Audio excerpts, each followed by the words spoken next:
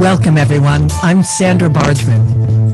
A few years ago, I wrote and performed a solo show called The Edge of Every Day, which was an exploration of the rough edges and contradictions we all face and grapple with. The show hit a nerve, and the relevance of the topic would only grow over time more than I could have foreseen. So, here we are. Real talk with real people, sharing stories and perspectives that spark provocative invitations to leap out of what's safe, on the edge of every day. Thanks for listening. Pressing down on you, no manners for. Hello, everyone. We are live in the hive. Thank you for joining me on this, the 39th episode of The Edge of Every Day here on talkradio.nyc. For those of you who are tuning in for the first time, and for those of you who don't know me yet, I encourage you to check out my bio on talkradio.nyc, or of course, you can visit my website, sandrabargman.com. And please tune in to any of my previous episodes with my inspiring guests.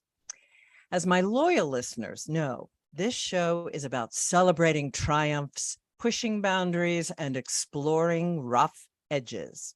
Through conversations and shared stories with friends and colleagues, it's my hope that we can begin to understand our edges.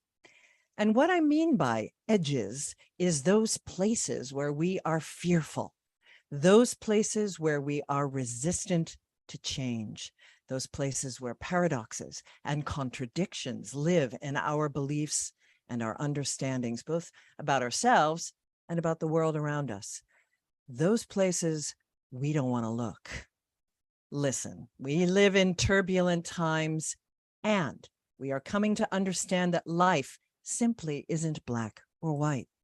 It must be an embrace of both. And the more we recognize our own edges and get real about them, the more we can help others to do the same. And that, I fully believe, can help to change the world. So, thanks again for tuning in. And without further ado, it is time to introduce our guest this evening.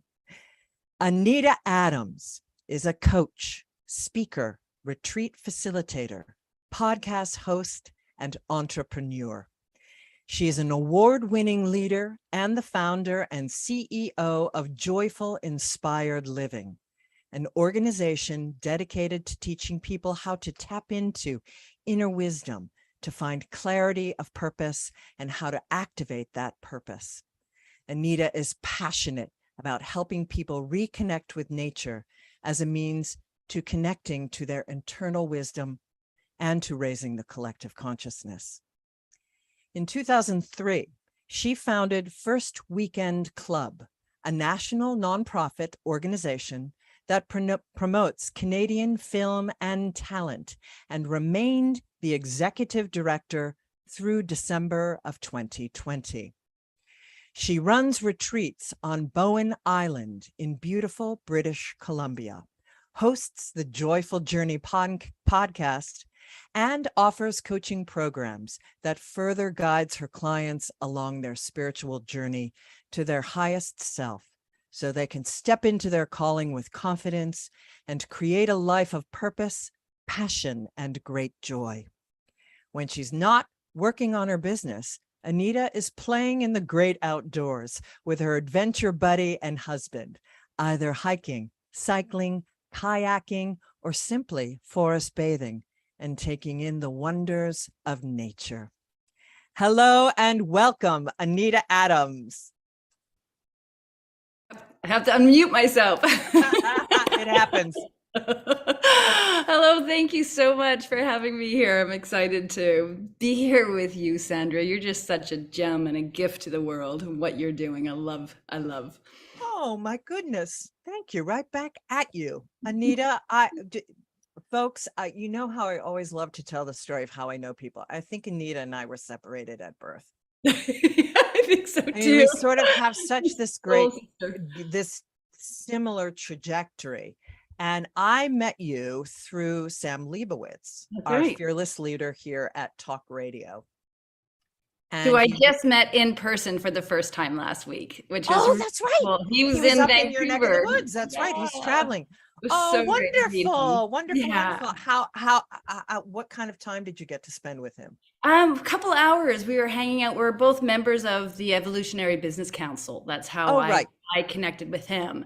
And it was just so great. And I have to say, I thanked him profusely for connecting me with you because I'm like, I just love her so much. She's Oh, so awesome. oh Yeah. my goodness. Well, ditto, ditto, ditto, ditto. So, and then you had me on she has a fantastic podcast Thank you. and Joyful Journey, and you had me on as a guest. And I mean, our pre-chat and that chat, we were like, my God, it was just so much fun and Yeah. just flowed so And gorgeously. clearly the beginning of more to come, like, because we're both open to possibilities, open to going with the flow, like leaning in, which is part of our conversation today, leaning into the possibilities. And I am so confident that there's going to be some really exciting things that are going to happen with you and I, and I'm excited to explore what that. And I love that you said that. And thanks to COVID, we're Yeah. here. Yeah. I mean, and and I marvel at, COVID was a major shit show for me personally. Yeah, Because well put. and I know it wasn't for everyone.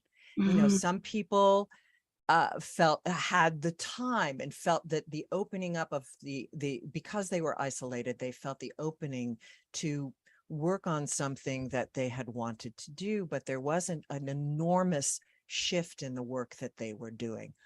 That was not my experience out of the gate, nor was it yours. Mhm. So let's tell our audience what that was for you.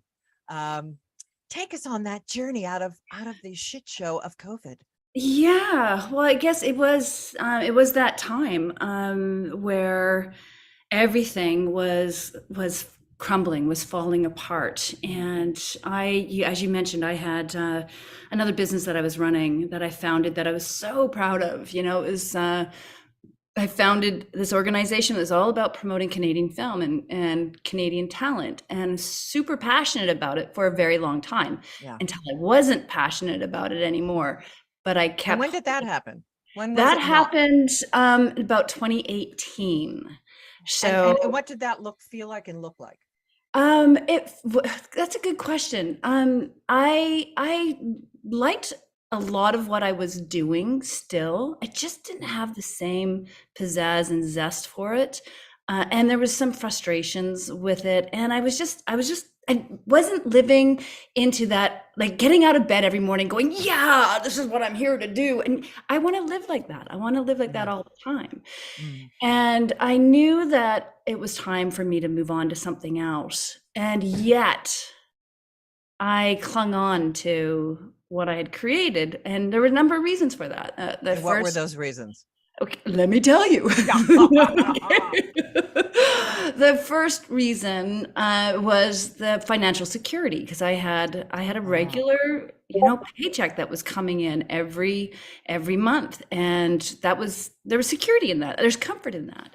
The other reason is I knew what I was doing, so there's comfort in that. And the third, and perhaps the biggest reason, because of the person I am, is that I was getting a lot of recognition. There was a lot of ego. I was somebody people wanted to know. I was invited to all the parties. I was traveling to film festivals around the world. I was sitting on panels as an expert in distribution and independent filmmaking. And it was exciting. It was really exciting. And I really liked holding on to that title. I loved saying, I'm Anita Adams, the executive director and founder of a nonprofit arts organization that promotes Canadian film. Woohoo, look at me. You know what I mean? It was just kind of like doing I have no idea what you're talking about in relationship to that at all. Yes.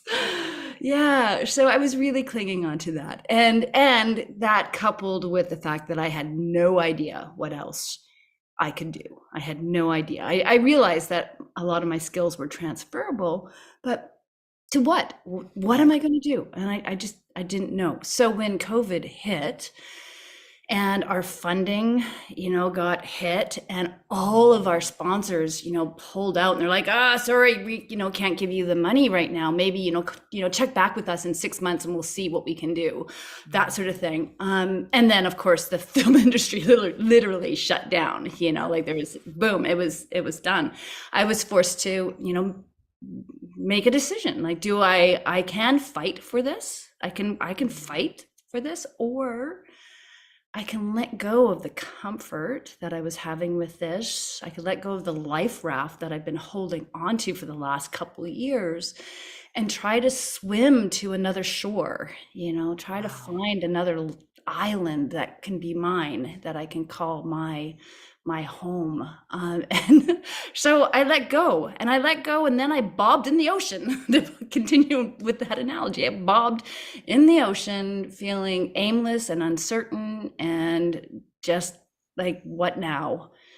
But I had the gift of time, to figure that out. And I went inward, and I started asking, what do I want? What do I really want? What do I want? And listen. And I really listen. And this is something I've been good at. I kind of weave in and out of over my life. There's been times where I've been really tuned into that inner wisdom, that soul voice that is guiding me. When I listen to that, life is great.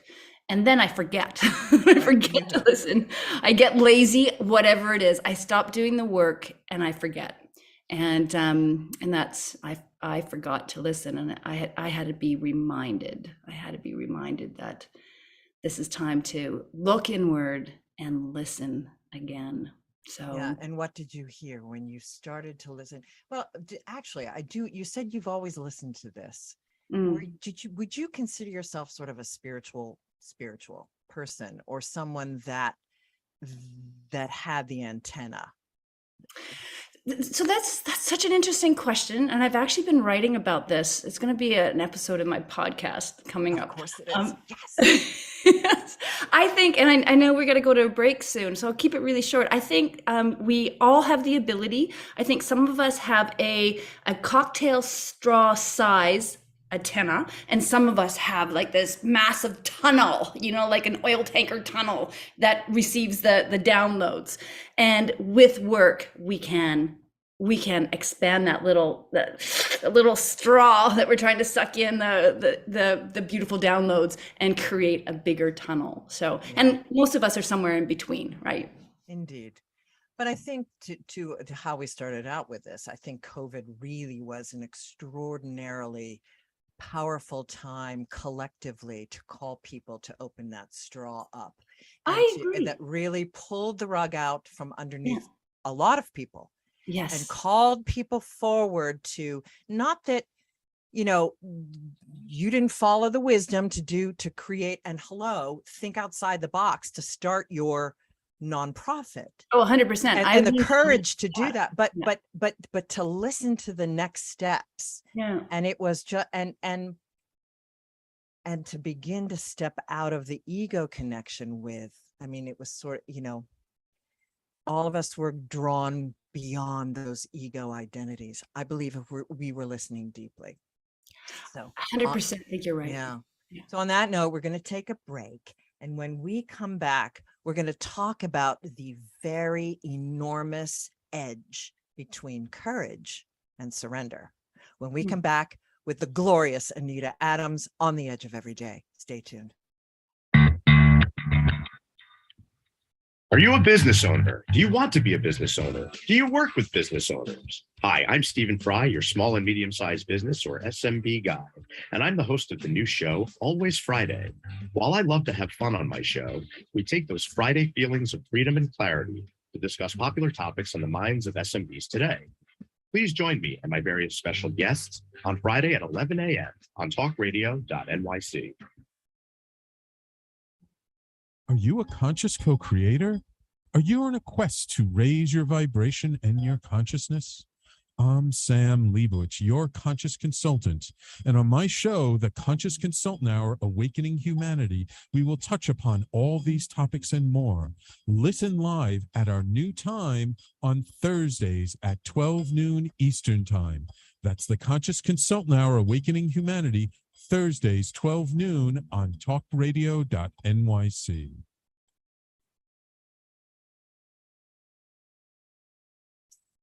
Are you on edge? Hey, we live in challenging, edgy times, so let's lean in. I'm Sandra Bargman, the host of The Edge of Every Day, which airs each Monday at 7 p.m. Eastern Time on talkradio.nyc. Tune in live with me and my friends and colleagues as we share stories and perspectives about pushing boundaries and exploring our rough edges. That's The Edge of Every Day on Mondays at 7 p.m. Eastern Time on talkradio.nyc. You're listening to Talk Radio NYC. Uplift, educate, empower.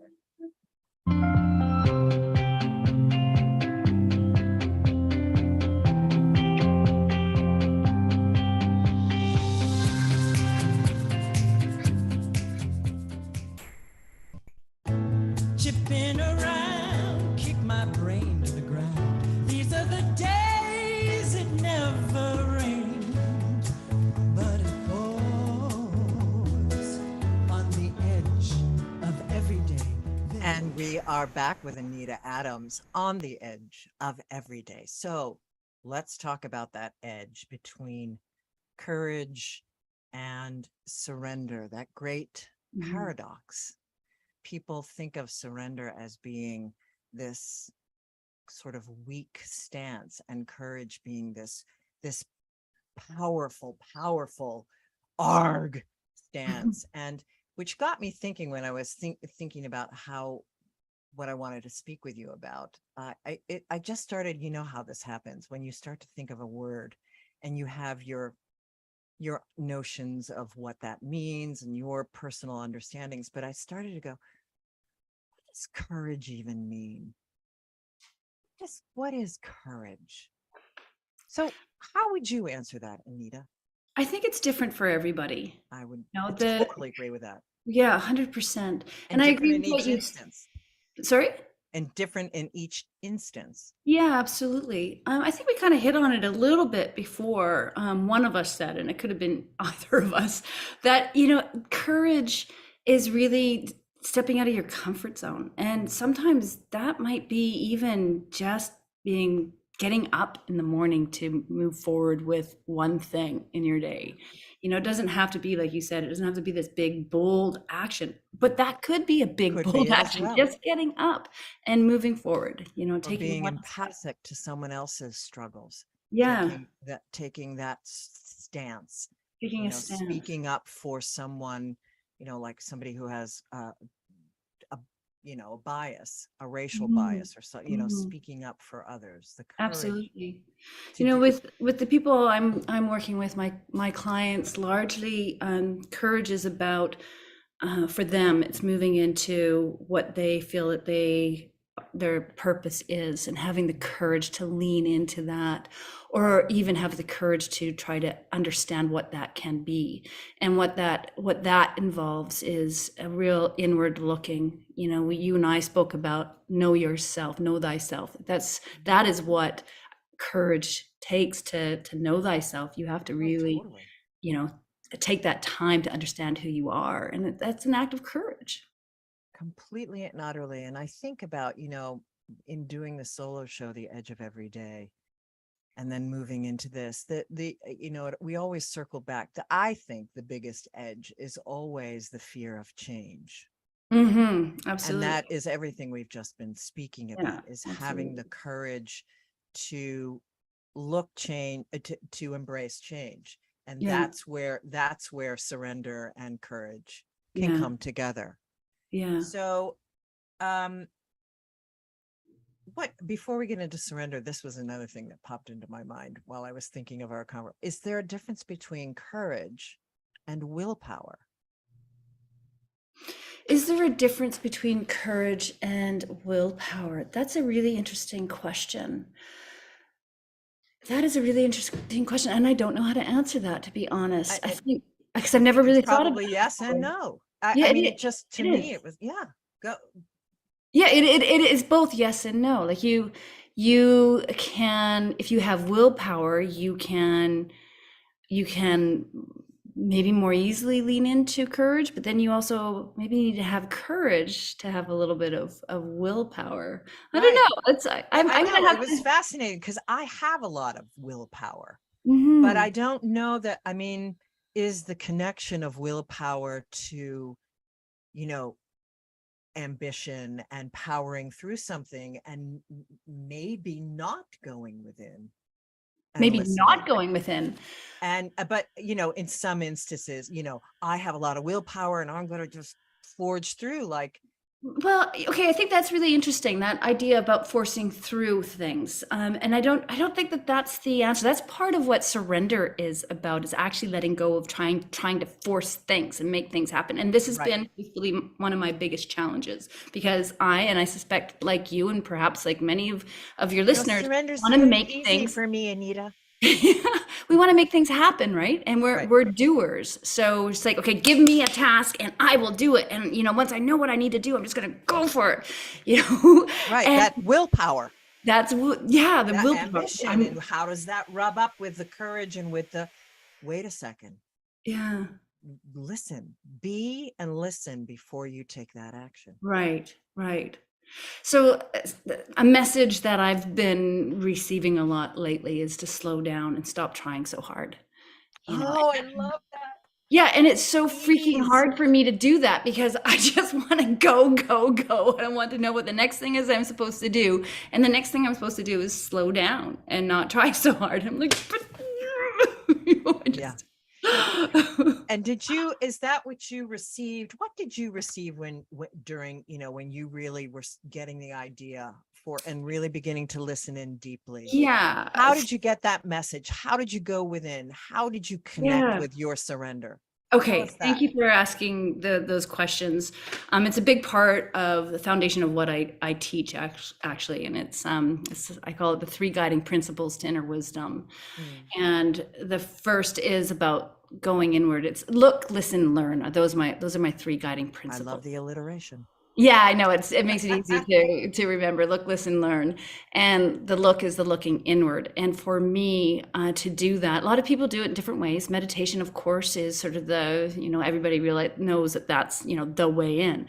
That wasn't a way in for me because I have a hard time quieting what I call the monkey mind that is so actively thinking about the next thing I need to do, looking like I'm a list maker, right? And I'm constantly just got things going on all the time. So meditation had been not so challenging for me now, but had been back then. And so my way of looking inward began with walking in nature, going for a walk every day. In fact, it was my business coach when I was massively stressing out about everything that was happening around me with my business, feeling like it was crumbling, not knowing what to do. We were supposed to move to India as well for a year, and that had to be canceled because of COVID. And the place we were living in, we were renting in North Vancouver, and the lease was about to expire and it couldn't be renewed. And so there was just all this stuff that was happening all at once, and I was feeling massively stressed. And so my business coach asked me, Anita, what do you do when you get stressed out? Like what's your calming mechanism? I'm like, well, I go for a walk in nature. And she's like, okay, Anita, I want you to go for a walk every single day for the next 30 days. And I'm like, what? No, I can't do that. I'm too busy. I need to know how I'm going to fix this problem. I need strategies. I don't need to be told to go for a walk in nature. And she's like, no, Anita, just do it. And I, in a sort of a grumpy way, I committed to doing that. And that's something about me, is when I make a commitment, I stick to it. I really believe commitments are important. And so I committed to this. And the only way I was going to be able to make that work is if I got up really early in the morning and before everything else started with my day. And so that became my new ritual. I get up in the morning, put on my baseball cap and my sweatpants, and I'm out the door. And I lived close to a park in like a forest belt. And I'd be walking and I would be talking out loud because there's just me and the squirrels, and a few crows and whatever. Nobody else is up at this time in the morning, right? An occasional coyote I would see disappear into the woods. And I'd be like, what am I supposed to do? Like literally hands up in the air, and I'm like talking to God, the universe. What am I supposed to do? And I just like every single day. And slowly over the first couple of weeks, I started to actually calm down. I started to feel a little bit more gratitude for my environment, and I was noticing things and feeling present. But I kept asking, what am I supposed to do? And then I heard this response that literally bubbled up from within me that said, what do you want to do? And I'm like, what do you mean, what do I want to do? What am I supposed to do? And I full on had this argument with myself. And that voice was like, no, Anita, what do you want to do? And I'm like, I don't know. Yes, you do. I don't. You do. What do you want to do? And I walked home just like flustered about this, this conversation I was having in my head. And later that day, I went to the bookstore, and I guess I was looking for something, and I found myself in the spirituality section, and there was a book there by Neil Donald Walsh, Conversations with God, and it caught my attention. So I pull it off the shelf, I flip it open, and off the page leaps this one sentence that said, "Frustration and anxiety comes from not listening to your soul." And I'm like, right. I'm not listening to my soul.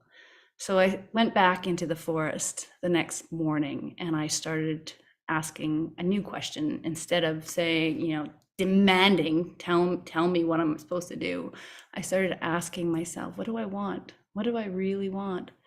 And it was almost a mantra. Like nothing came up at first, like I was just in nature, walking, feeling a lot more calm because I'm in this beautiful environment, feeling gratitude for this beautiful nature. And I kept asking, and then I started to get the answers. And the first answers that came up were a realization that I really did want to close my business, and that I knew it, but I wasn't accepting it before, those previous 2 years. And now I'm like, yeah, I really do want to close my business. I really want to wrap that up and move on to something else. And that was the beginning of something that's become a really profound experience, daily practice for me. And every day, 2.5 years later, I'm walking in nature every day, or being in nature and connecting with my environment. And more has bubbled up, a lot more. And about a year into doing this, I started to hear the voice to tell me to teach people how to listen to that voice. And I pushed that away big time. That really freaked me out. It's like, who am I to do that? I'm who am I? And the idea of sharing that publicly, I've been a spiritual being, but I was a closet spiritual being that I would share with my closest friends. And I even didn't open up with my husband until, maybe 12 years ago, that I really wanted to be more spiritual, so, and we've been together for a very long time, and that's another story I'll tell you another time about how that all came about. Very interesting. Well, I love I'll look forward to that when I see you. But yes. I love the levels of surrender, Mm-hmm. the different ways of experiencing surrender that you allowed yourself to go through.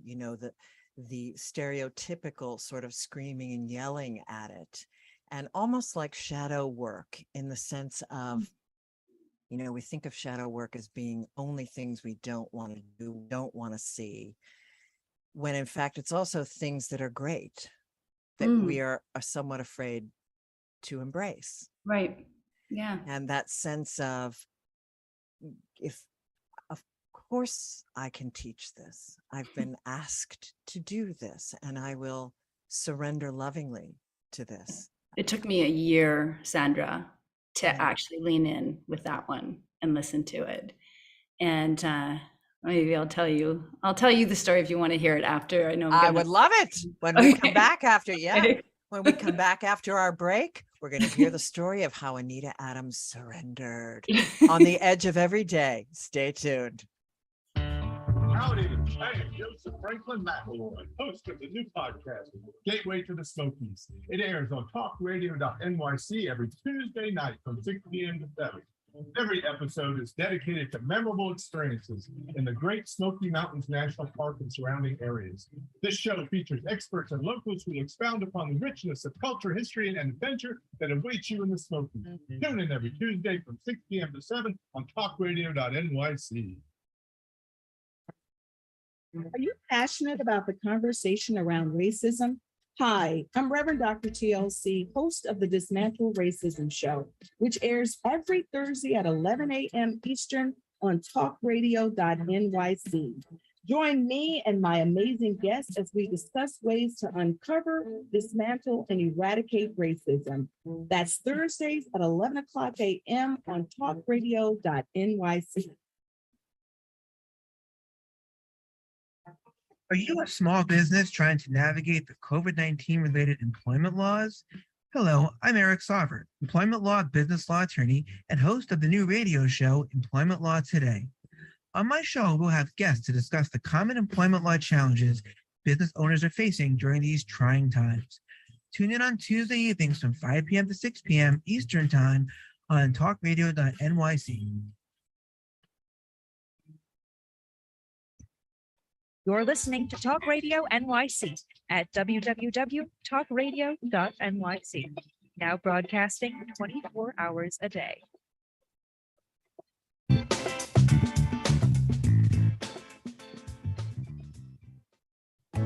Chipping around, kick my brain to the ground. These are the days it never rained, but it pours on the edge of every day. And we are back on the edge of every day with Anita Adams. So let's hear that story, Anita. Okay, thanks. But is that your voice singing just before we come back? Yes. It's beautiful. It's Thank beautiful. you, madam. Thank you. As a Okay. gift for being on the show, I send the CD. Hopefully you'll have a way of playing it. It is actually online. You can download it at CD Baby we're going to plug myself because why? Because I can. Of course. A CD Baby and Amazon.com. And the Love it. links are all on my website, sandrabargman.com. But you're going to Beautiful. get a CD and hopefully you'll have a place to play it. I do. I can play it. Excellent. That's awesome. Thank you.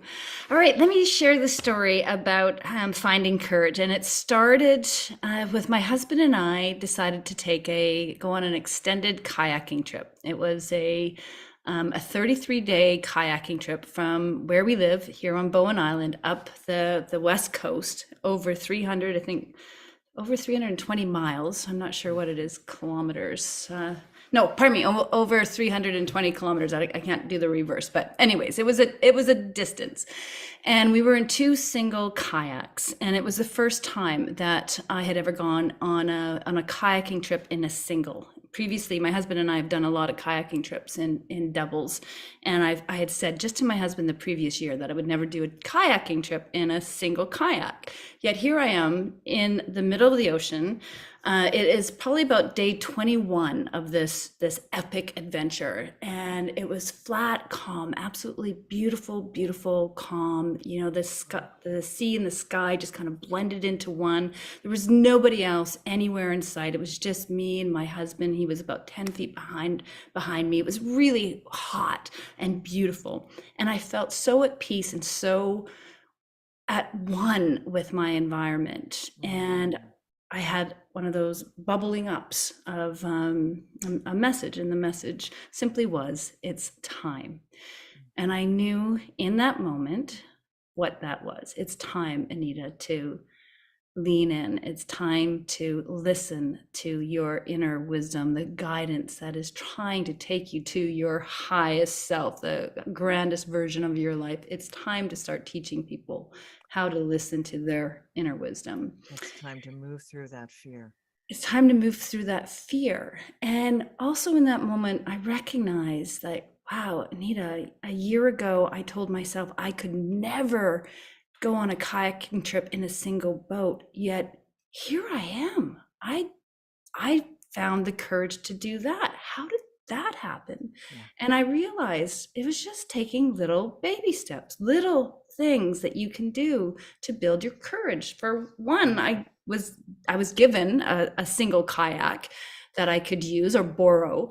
And so I got out more regularly in this single kayak just for an hour or 2 hours at a time, and then a little longer, and then a little longer. And soon I was feeling really confident in a single boat.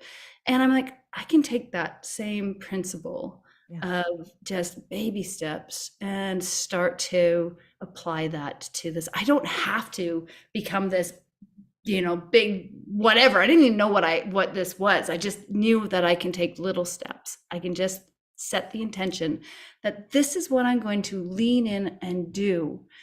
And I surrendered to it.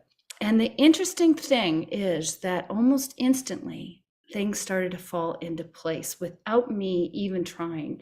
And one of the most interesting serendipitous moments was also on this kayaking trip when I had a bag full of goodies, if you will, my trail mix with Smarties and raisins and peanuts and banana chips. And I had it in a Ziploc bag wedged in between the sidewall of my boat and the seat. And it was another one of those hot days, and we were hot and tired, and I needed to have a snack. And I grabbed my bag of goodies, and it got stuck.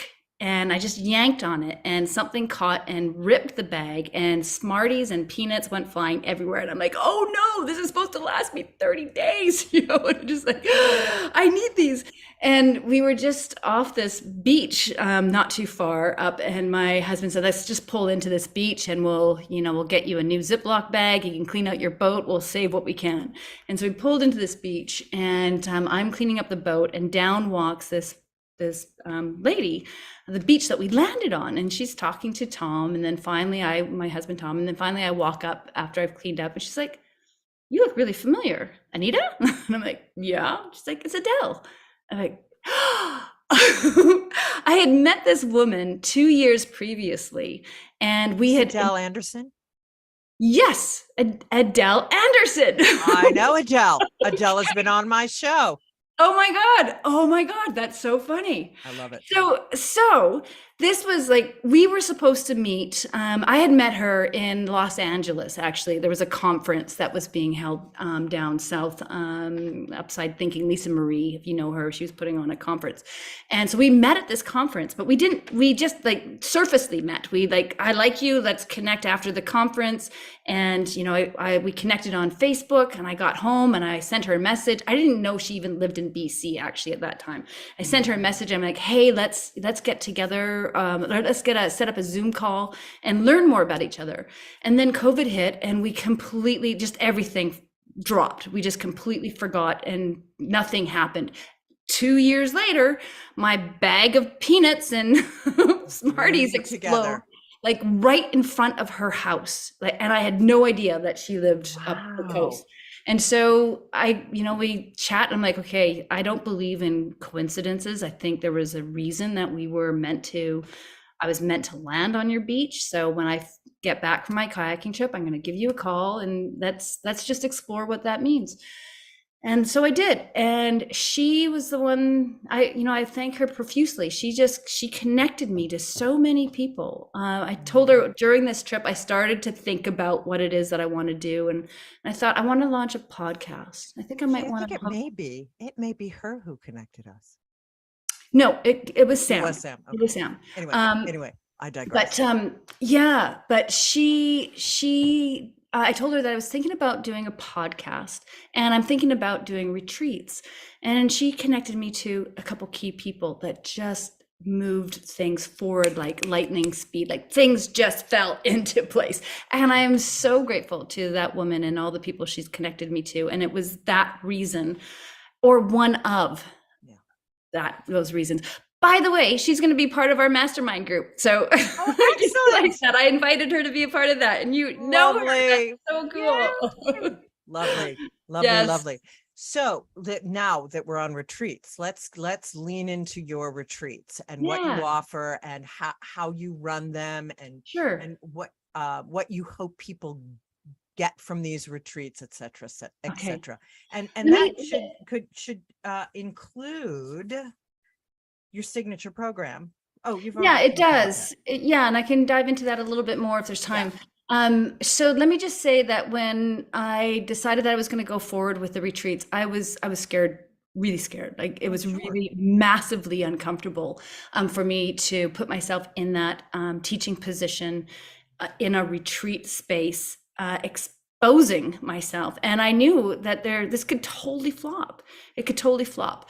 So I decided to, for my very first retreat, I decided to make it an invite only retreat. And I invited just a handful of people that I knew would give me honest feedback and that I could. You also felt safe with. That I also felt safe with. And I just basically charged them the cost of food so that they could, I wasn't going to be out of pocket and I could offer them an experience and get their feedback. And a lot of things worked and a lot of things didn't. And I got some really great feedback. And I'm so grateful that I did that I just leaned in and just went for it. Like I've never run a retreat or anything like it before. And I'm just like, I'm just going to go for it. Well, this is the great lesson of doing that. And that let's highlight this lesson. Yeah. Everyone feels like they need to wait till Absolutely. they feel Ready. ready to And do something. When never it shows up, you just say yes. Big fat spiritual law. Just say yes. Of course, if you want to do it. Just say yes, move through the fear, and the wisdom and the elements will begin to move into the work. Yeah, exactly. And so that was November 2021 was when I did my first retreat. And now I've done 9 retreats in total. Fantastic. And so I really just went for it. And each one has been slightly different. And I think slightly better. Like it just keeps getting better and better and better. You're honing it. Yeah. And I'm owning it. I'm honing it and I'm owning it, and I'm really making it, this is what I do. And I feel proud and confident in it. And I did not feel confident when I first did this. Not at all. Zero confidence. I was scared, and that's the beauty of surrender and moving through it. So in our 2 minutes to break, you've talked a bit about listening but you haven't talked about learning. Yeah, learning. So look inward, then listen. The learning aspect, it's kind of a multi-dimensional, and it comes really down to a number of learning the things you need to learn. That's the obvious, the things you need to learn to move forward. So with the treats, I had to learn, what does it mean to be a retreat leader? I researched what retreats offer. I did some surveys with a bunch of people that went to a number of retreats to get their feedback. So I was learning at that level. At a much deeper level, and where I'm really coming from with this, and I think is the most important, is learn to love self. And that goes back to, it feeds back into the looking inward. When we look at it, feeds into stepping into nature, because when you step into nature and get present with your environment, you begin to love your environment. You begin to love that tree and that path and the ocean, the creeks, the leaves. You start to really notice and start to fall in love with that beauty that surrounds, the imperfect beauty, because it's not perfect. It's a mess. No such thing as perfect. Right. It's a beautiful mess in many ways when you go into the forest or into nature. And that's internal. It's exactly. And so when you fall in love with your environment, you can also begin to fall in love with yourself more, because you are investing time. You're investing time with yourself. You're investing time to get to know your soul by listening to it. And through that process, you learn to love. And love is why we're here. We're here to love ourselves. We're here to love others. We're here to love our planet. We're here. Love is literally the answer. And yet we don't put the time and energy into us and to others to create that space of love. Truly. That's what my retreats are all about. It's looking inward, listening, and learning to love deeply. I love that. Speaking of love. Okay, so we're ready for a break. And when we come back with Anita, we're going to find out about what her leading edge is, what's next for her. And maybe we'll have time to ask her a couple of fun questions, and then we'll get all the information as to how you can find her. When we come back on the Edge of Every Day, stay tuned.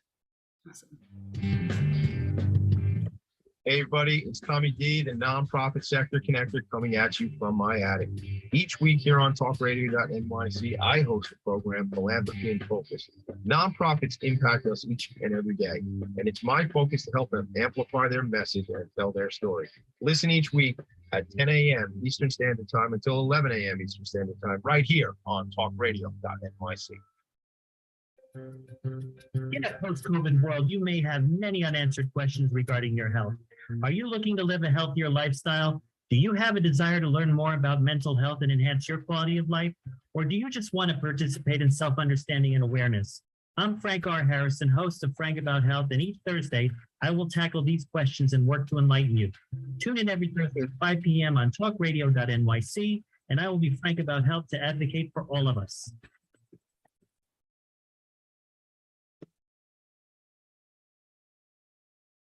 Calling all pet lovers. Pet Avengers, assemble! On the Professionals and Animal Lovers show, we believe the bond between animal lovers is incredibly strong. It mirrors that bond between pets and their owners. Through this program, we come together to learn, educate, and advocate. Join us live every Wednesday at 2 p.m. at talkradio.nyc. You're listening to Talk Radio NYC at www.talkradio.nyc. Now broadcasting 24 hours a day.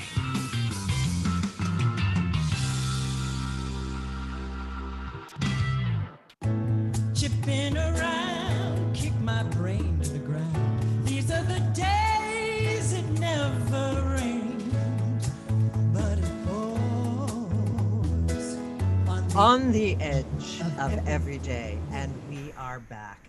So, Anita, what is so prevalent about what you're doing is your willingness, and I think that this is such a big part of surrender and a big part of courage, is the willingness to be seen, the willingness to put yourself out in a way that is beyond,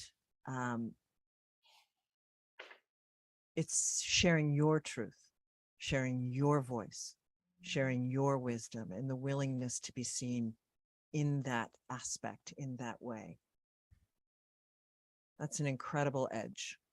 And another thing that I love about how you phrase things is you say clarity of purpose.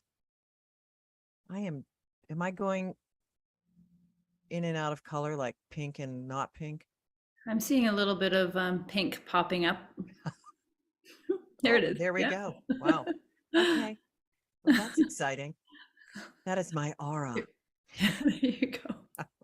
We're just going with it.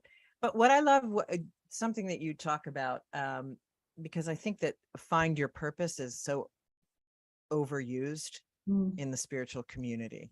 And what I love, how I love that you phrase it, is clarity of purpose, which to me implies that what you're doing, you're refocusing what is already your purpose. You're just going more deeply into, you're not going, you know what, that's not my purpose. That's my purpose, which makes me a little crazy about the community. It implies that what you're doing is somehow incorrect, that it's not leading you to going a little more deeply into hearing that voice saying, what do you want? And so I love that you use clarity of purpose and not your sole purpose, because, Yeah, I'd like to elaborate on that a little bit as well, as I don't feel like we all have just one purpose. Exactly. It's like we are an evolving human being, and we are growing and stretching ourselves and leaning into a new purpose or a new version of that purpose Bingo. as we go deeper into understanding who we really are. Bingo. You know, like I look at my trajectory and my history. My film business was a really big part of where I am now. Like I was interviewing filmmakers and stars years ago, and now I'm interviewing people on my podcast, and it just feels so natural and comfortable. I'm really comfortable in that role. And I'm comfortable in that role because of all the years I got to do that before. I never would have thought in a million years that I would be talking about spiritual growth with people on podcasts. And however, that played an integral part in what I'm doing. And also, 6 years ago, I started up a business in the network marketing field. And I'm so grateful for that, even though it's a very small part of what I still do it, but it's a very small part of what I do now. I'm grateful for that experience because through that, I ended up meeting a lot of really deeply spiritual people. And I was really attracted to their way of being, their beingness. And it started to open me up to being more open and vulnerable and vocal about who I really am. And so that network marketing stone was an important part of my journey to get to where I am today. And I'm not at the pinnacle of it. I'm in another phase of my life, and I'm leaning into my purpose that I have discovered now. Yes. And there's going to be more yet to come. And I'm so excited to see where this is going to lead me. As I am for you.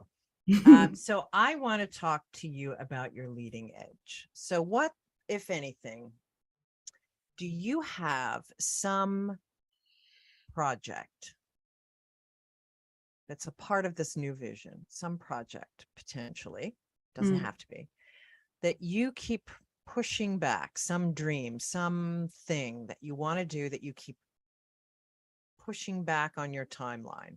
And rescheduling? Is there something coming toward you that you can share what that is? Yeah, I'm one of the things that I feel is part of what I am here to do. It's the teaching, of course, teaching how people tap into inner wisdom. And there's a number of different ways I'm leaning in to do that. And one way that keeps getting pushed is writing my book. And it really, it intimidates me, and I don't know I don't know where to begin.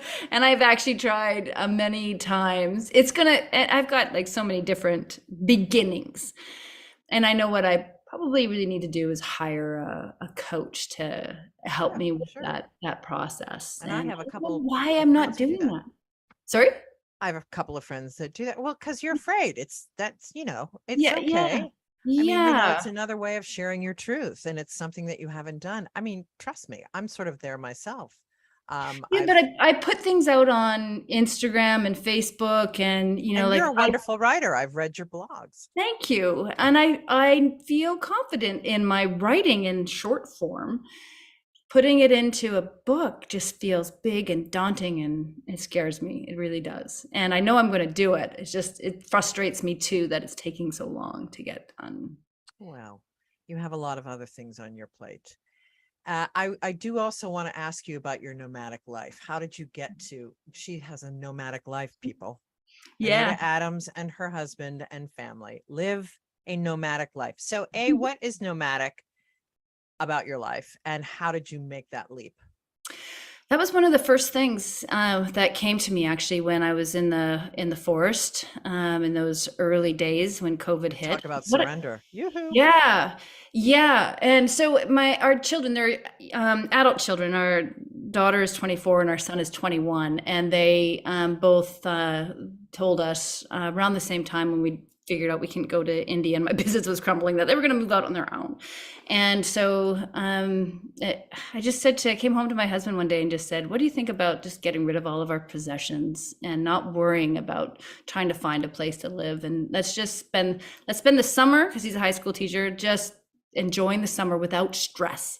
And then we'll see what can land in our lap. And so we did that. And it was amazing the things that fell into place. We right currently live in this most beautiful seaside place. We're going to give it up in a couple months. We're decided we're going to go to Portugal. We're going to live there for 6 months and see what that's like. And then after that, I don't know. We'll just see, you know. But we got rid of all of our possessions. Well, most of our possessions. We kept the toys. Yeah. I love the bikes, because my husband and I love, you know, we're adventure buddies. We like to kayak. We like to, you know, camp. We love bike riding. So we got a lot of, we have for a couple of two, we have 8 bikes. That's kind of ridiculous. I know, right? But, you know, I don't own a kitchen table. So good for you. No, I love this. And I think that there's a real impulse collectively for this, you know, not just downsizing, like letting go, surrendering. I think that, again, we have been called to that. But unfortunately, I want to ask you so much more, but we've only got 2 more minutes till the end. Where did the time go? I know, it's this way every week. I always have a million more questions than I can get to. However, I have so enjoyed our time together. Thank you so very much. How can people find you? The best way and the easiest to remember is the name of my podcast, which is Joyful Journey. And so just type in joyfuljourney.ca, and that will take you to a landing page where you can get some more information and sign up to connect with me. You know, I have a newsletter. Yeah. And a fantastic blogger. You can read all about the retreats. Yeah. And the retreats they're really special. They're really special. So I can't wait. And you're coaching. You work with people one-on-one. Yeah. And you are a speaker. So if there's anyone out there that needs a speaker to tell this extraordinary story of surrender and having the courage to lean into the next calling. Yeah. She's your girl. Yeah. And you are all over social media as well. So people can find you that way too. Yeah. Yeah. Thank you. Well, again, Anita, thank you so much for coming on.